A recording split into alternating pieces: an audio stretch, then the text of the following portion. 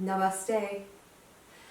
So this week I've been asked to do a sequence for flat feet. So in my classes over the last few weeks I've noticed, particularly in pregnancy, the arches tending to fall. And the arch of the foot is really a hidden diaphragm, and it tells me the state of the pelvic floor and also about your posture and your gait as well, of how you walk. So when the instep of the foot flattens, it can actually destabilise the hips slightly. So you might find that you're walking slightly differently, slightly more unnaturally perhaps. So the feet really they really define our infrastructure. So for today, we're just going to a very quick visit to the feet. Do have a ball. I've got a yoga tune-up ball, but you can have a tennis ball that's slightly deflated, so perhaps one that you've had in the cupboard for a while. Have something like a yoga half brick or half block, or you can have, or a foam block would be fine, or a folded blanket is also good as well. If you don't have those things, you can also roll up your mat as well. Okay. So let's just come to start in hero pose. So I invite you to take your foam block and just bring it in between the ankle joints, like so.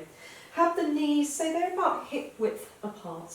And then all it is we're just going to take the thumb into the crease of the knee, and just as you come to sit down, so it's almost as like you're just ironing out any creases in the calf muscle, just bringing it straight back rather than to the sides.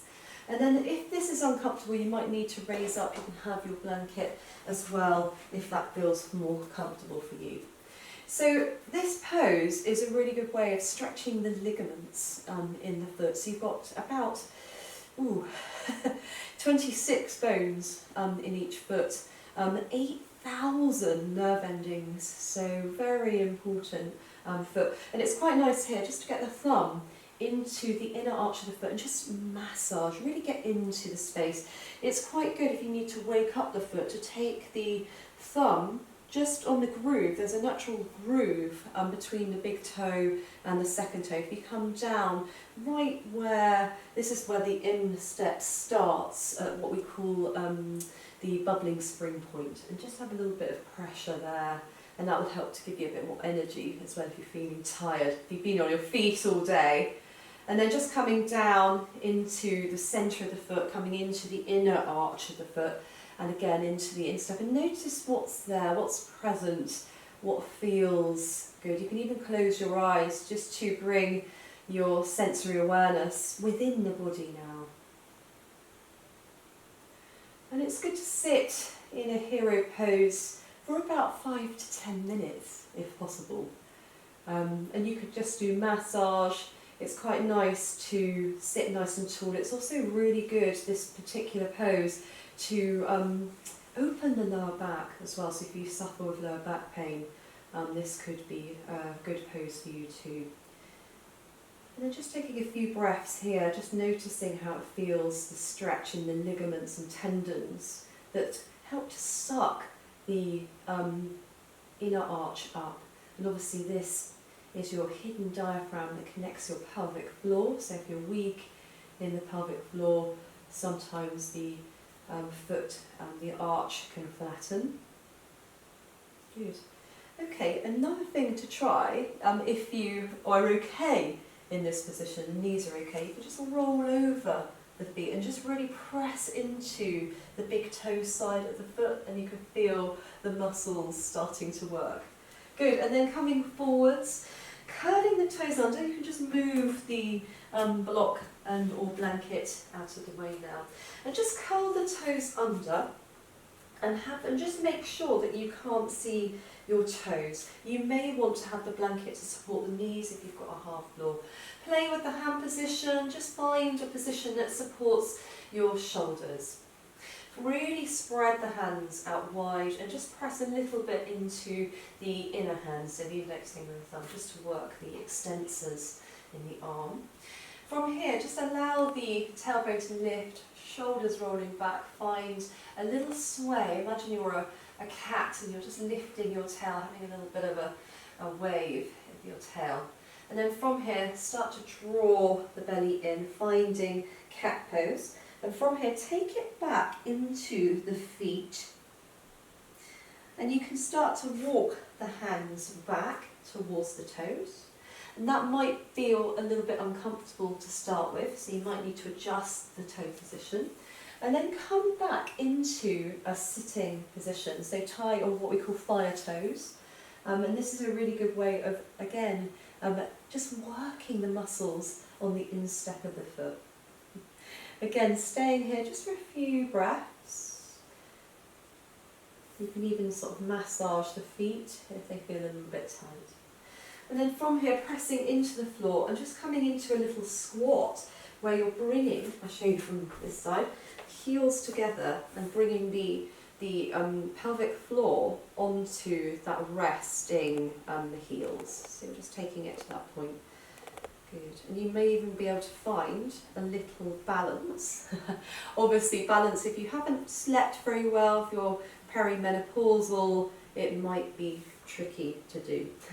From here, press into the feet and come up to stand. And just take your ball, you might need to have a counter or something to rest on. And take the ball into sort of just where we started to massage, where the ball of the foot, just under the ball of the foot. So it's just where the big toe meets the instep of the foot. And just really pin it down.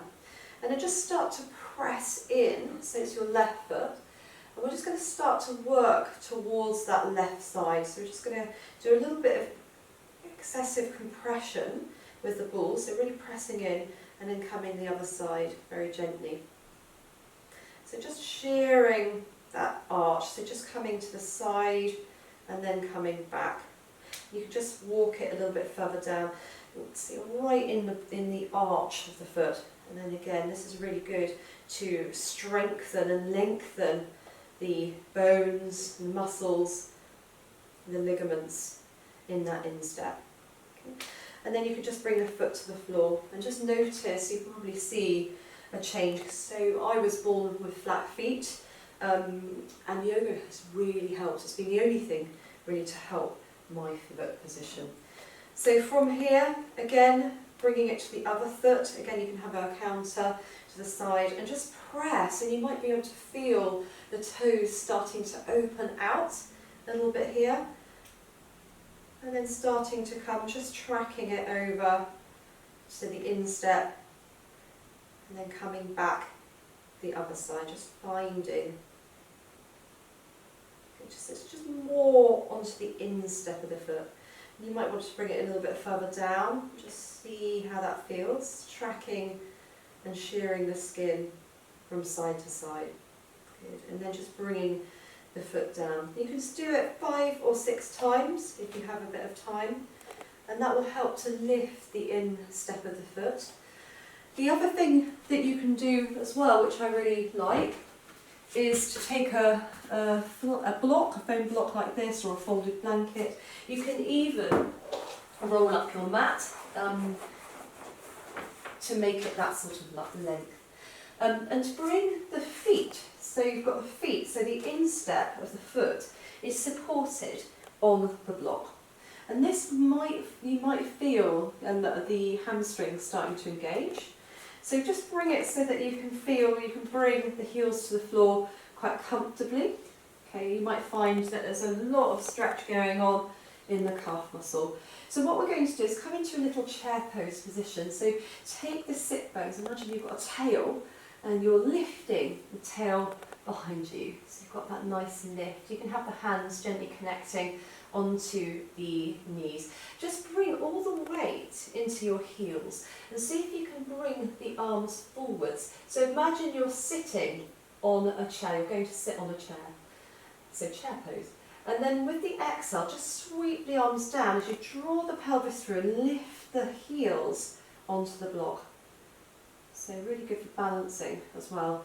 And if you suffer with plantar fasciitis and you have to have one of those gel insoles, this is actually really useful too. So again, repeat. So just coming low, letting the tail go, and then bring the tail between the legs gently as you lift the heels. This is really good for posture and just to liven the feet and give them a little bit of workout.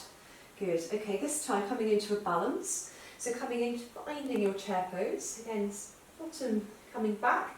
On the exhale, drawing up. Good. And then just holding it here, you can start to take the arms up. And you can start to do a little twist. Draw the belly in, twisting to the side. Again, keep the balance. Inhale, coming to centre. And then exhaling the other direction.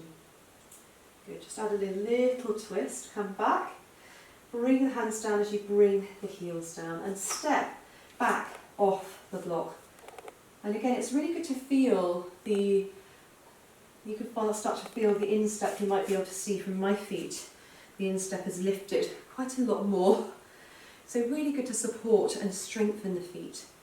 And another thing to do as well, to really help to think about the suctioning of that instep, is just to think about the toes. So just starting to lift all 10 toes off the floor and really feel and start to think about pressing this big toe, like you've got a piece of chewing gum on that big toe man, and you're really pressing that into the floor.